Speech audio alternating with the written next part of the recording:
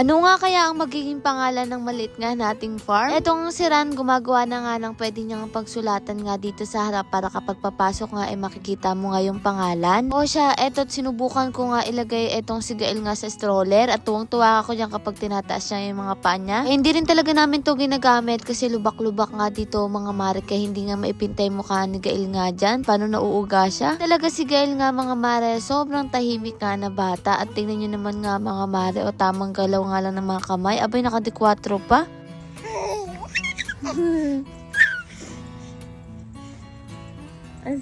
Nung napansin ko nga ayaw niya na sa stroller mga mare, inilagay ko na nga sa duyan kasi mas gusto niya nga yung duyan kasi nagagalaw niya nga yung buong katawan niya. Bale ngayong araw nga magluluto nga tayo ng pansit Mickey. Isa nga to sa paborito nga ng mga Ilocano. Ito kasi ang mga kinagigiliwan nga nila doon lalo na't kapag umaga. Meron nga pala silang uwi dito galing Abra kaya ayan ginawa na nga namin nila Ate Joy. Pero habang naggumagawa kami dito, itong si Ran abala nga rin dito. Dahil nga marami nga mga kahoy na natira doon sa kabila, inilagay na nga lang dito mga mare at eto't nagbalat na nga rin ako ng itlog. Masarap kasi ang pansit Mickey kapag nga may halong itlog nga mga mare at eto nga si Ate Joy nagluluto na nga rin dito. Nga iubusin namin kaya lang marami pala kaya ayun mga mare hinati na nga lang sa dalawa. Etong si Eric naman nga mga mare naghiwa na nga rin ng kamatis kasi mag-iihaw nga tayo ng bangus. Kaya ayan pinalamanan ko na nga siya para maihaw na nga rin mga mare at etong magiging ulam natin sa pananghalian ngayon. Gamit na nga lang kami ng steak para itusok-tusok nga siya mga mare dahil wala nga tayong panahi. Kaya buti na lang talaga mga mare meron nga ditong ganitong stick at pinutol lang nga lang ni Eric. Para kapag tapos nga ni Ate Joy ay maasikaso na nga rin namin ito mga mare. Pero alam nyo ba sa totoo lang 12:00 na hindi pa rin kami tapos magluto. Tinanghali na rin kasi tayo ngayong araw mga mare magsimula nga magluto kaya anong oras na rin. Kaya ang magiging pananghalian nga natin itong pansit Mickey at ito namang bangos para nga sa merenda 3:00. Kumuha na nga rin ako pagkatapos nga magluto ni Ate Joy mga mare at ayan nga tawa kami ng tawa dyan. Ganito kasi kami mga mare, tamang biruan nga lang. Syempre wala rin mga mare na pipikon. Syempre hindi makukumpleto itong pansit kung walang itlog, chicharon. Kasi ang nakita ko nga nung kumain nga kami sa Abra. Kaya saktong-sakto nga lang din mga mare. Buti na lang din meron nga ditong itlog. O siya mga mare, sa mga Ilocano dyan, alam kong paborito nyo to. Pasado 12:00 na nga rin ng mga oras nga na to mga mare. At eto pagkatapos kong kumain, nagpapapaypay pa rin ako dito. Eto ang si Ran, hindi na rin nagpahinga mga mare. Tinuloy niya na nga rin ang paggawa nga dito ng bakod. Samantala lang naman eto mga mare. At eto nga daw lalagyan niya nga ng pangalan. Nagtatanong nga siya kung ano nga daw magandang ipangalan dito sa maliit nga nating farm. Para lang kapag pumapasok nga tayo dito nakikita nga natin mga mare yung pangalan niya. Pangayan tapos mga mare dahil pipinturahan pa nga yan. Kakaroon na nga tayo mga mare ng pintuan nga dito. Nga etong si Ran talaga naging abala nga siya sa buong maghapon dahil gusto niya na tong matapos. Bukod nga dito mga mare balak din namin to lagyan nga ng mga ilaw lalo na't mahilig nga tayo tumambay dito sa gabi. Para nga kapag gabi ay talagang nakaka-relax nga dito mga mare habang nagpapaanto ka, nakikinig ka ng radyo at nagkakape. Hindi pa nga yan nakontento mga mare abay nag-iimbento pa nga rin dito na magiging bubunga nito. Dahil nga may mga natira pa nga mga mare ganito kaya ay tinitesting niya nga kung maganda nga daw. Tapos pala nila Kuya Brel dun nga sa kabila eto't inasikaso na nga rin yung lababo nga natin kasi hindi pa nga to tapos. Pinutasan na nga rin siya mga mare para magamit na nga rin. Kasi talaga kapag wala ka nga ditong lababo, lalo na nga kapag nagkaroon na nga tayo ng tubig mga mare, mas magandang may lababo para maayos kapag naghuhugas. Mas gumanda na nga siyang tingnan nung naasikaso na nga rin mga mare. O tingnan nyo ang ganda tapos nahuli na nga rin yung kalan. Kaya sabi ko patungan na nga na lang din ulit nila at eto nga mga mare tamang sulat-sulat nga lang ako dito. Ang sarap nga siguro ditong tumira mga mare dahil kapag andito na nga tayo matatanaw agad natin yung munti nga nating taniman. Yung paglabas mo nga lang ng bahay makikita mo yung mga pananim mo napakagandang pagmasdan. Alam ko ilan sa inyo isa nga to sa mga pangarap nyo yung paglabas ng bahay nyo ay marami mga tanim.